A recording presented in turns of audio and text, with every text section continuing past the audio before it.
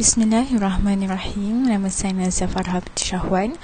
Hari ini saya akan memberi satu topik yang bertajuk Nasihat Luqman Al-Hakim. Sebelum saya menceritakan lebih dalam lagi tentang nasihat Luqman Al-Hakim, saya akan menceritakan latar belakang Luqman Al-Hakim terlebih dahulu. Luqman Al-Hakim merupakan hamba sahaya yang hidup pada zaman Nabi Daud AS. Dia merupakan seorang lelaki yang memiliki tubuh yang kecil, pendek, berkulit hitam, berbibir tebal dan hidung pesek. Pekerjaan beliau merupakan seorang peternak, petukang kayu dan penjahit pakaian.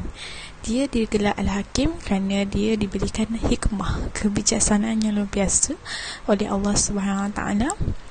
Menerusi ayat Luqman yang ke-13, tak silap saya, yang Allah berfirman, sesungguhnya Allah telah memberikan Luqman Al-Hakim itu satu kebijaksanaan ataupun hikmah untuk dia menggunakannya.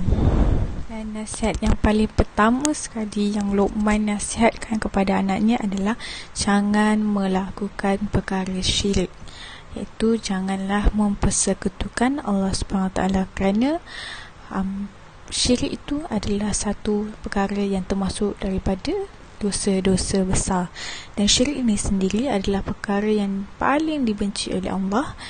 Dan syirik ni terbahagi kepada dua, syirik yang nampak dengan syirik yang tak nampak. Syirik yang nampak ni adalah syirik yang kita boleh nampak dengan mata zahir kita sendiri. Sepertinya kita nampak orang menyembah berhala, menyembah matahari dan menyembah kubur. Itu adalah perkara syirik-syirik yang nampak. Manakala syirik-syirik yang tak nampak pula adalah syirik yang hanya boleh dirasai, ataupun hanya tuan badan tu saja yang tahu yang dia sedang melakukan syirik yang tak nampak. Contoh syirik yang tak nampak adalah dia menggunakan ayat-ayat azimat daripada buah, itu merupakan syirik. Dan saya suka berkongsi antara keburukan syirik itu sendiri adalah segala amalan-amalan kita dianggap sia-sia, ia tidak akan diterima. Seterusnya ibadat kita sendiri tidak akan diterima oleh Allah SWT. Dan yang paling teruk, kita akan diazab di api neraka kelak nanti di akhirat nanti sana. Kita akan diazab oleh Allah SWT dengan azab yang paling teruk kerana kita menganiayai Allah. Dan seterusnya, nasihat yang kedua Luqman Al-Hakim kepada anaknya adalah berbuat baiklah ataupun berbaktilah, taatlah kepada ibu bapa, kerana ibu bapa telah banyak berkorban kasih, berkorban masa untuk kita. Banyak cara untuk kita berbakti kepada ibu bapa kita sebenarnya. Salah satunya adalah kita mendengar cakap, bercakap dengan cara baik. Lepas tu kita memberi dia kesenangan, memberi dia kegembiraan, ataupun bila nanti dah besar kita bagi duit. Maksudnya kita sentiasa membalas jasa mak bapak kita. Seterusnya, nasihat ketiga Luqman adalah menolak dengan cara yang baik apabila ibu bapa kita menyuruh ataupun memerintah kita melakukan suatu keburukan ataupun melakukan suatu perkara yang bertentangan dengan syariat. Menurut Ibn Katsir, maksud ayat ni adalah kita boleh menolak ataupun kita boleh tidaklah tak nak melakukan suatu perkara yang disuruh ataupun diperintahkan ibu bapa kita jika benda itu bertentangan dengan syariat, ataupun benda itu mengajak kita melakukan perkara-perkara yang menyekutukan Allah ataupun keluar daripada landasan syariah.